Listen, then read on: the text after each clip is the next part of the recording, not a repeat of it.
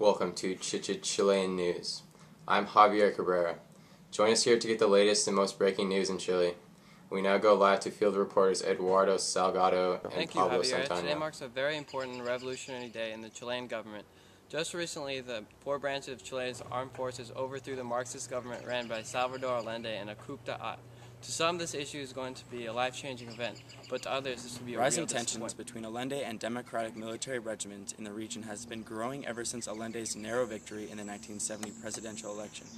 In the last few decades, a majority of the elections in Chile were characterized by the interference of two warring powers in the Cold War, the United States and the Soviet had supported and financed the candidacy of right-wing reformer President Jorge Alessandri of the National Party.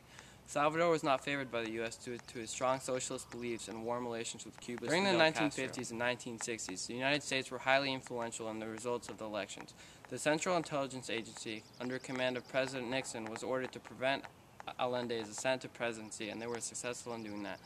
Allende was an unsuccessful candidate in the 1952, 1958, and 1964 presidential In the 1964 election, Eduardo Frei, a reformist political party leader, was the candidate opposing Salvador, who ended up defeating Salvador in a very narrow victory.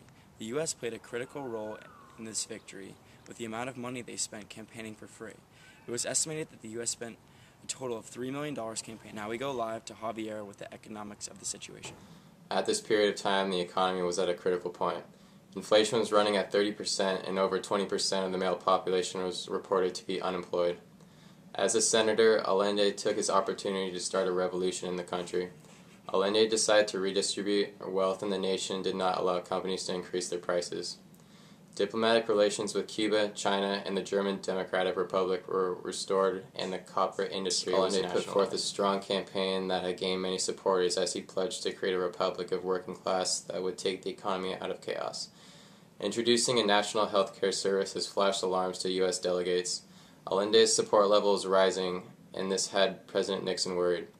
Shortly after the United States put forward a variety of programs and strategies ranging from funding political campaigns to funding propaganda. Despite their effort, Allende won the election with a mere 36.6% of the votes.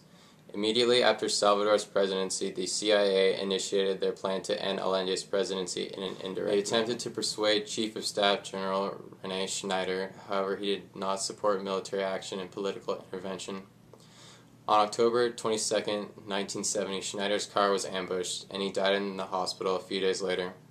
It was discovered the two military groups behind this occasion were being supported by the CIA. We now go live to Eduardo Salgado on the streets of Chile. Excuse me, sir. ¿Tú hablas inglés? So, what's your opinion about Salvador Allende? I don't like him. He stole the houses of the people. He tried to take the communists to Chile, and we don't want that. What are your thoughts about the impeachment of Salvador Allende? I am very happy to hear that he has been taken out of the office. The main problem with Allende was the inflation. I feel horrible when I would come home from work and I have nothing to put. Can you explain the motives of the Chilean army and the CIA and why they took Salvador out of the office? Salvador was Marxist, meaning that he bring the communists to Chile, while the goal of the United States and Chile army was to stop the spread of the communists by any means. What is your opinion on Pinochet's military dictatorship compared to that of Salvador's communist government?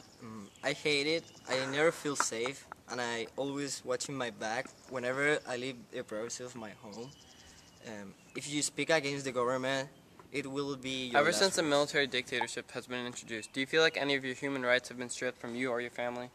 No, my family has not been directly affected, but many of our friends were forced into exile and had lost their jobs. Others met worse fates. Some were murdered and thousands of others were captured and tortured. Describe the challenges you and your family face while trying to cope with inflation.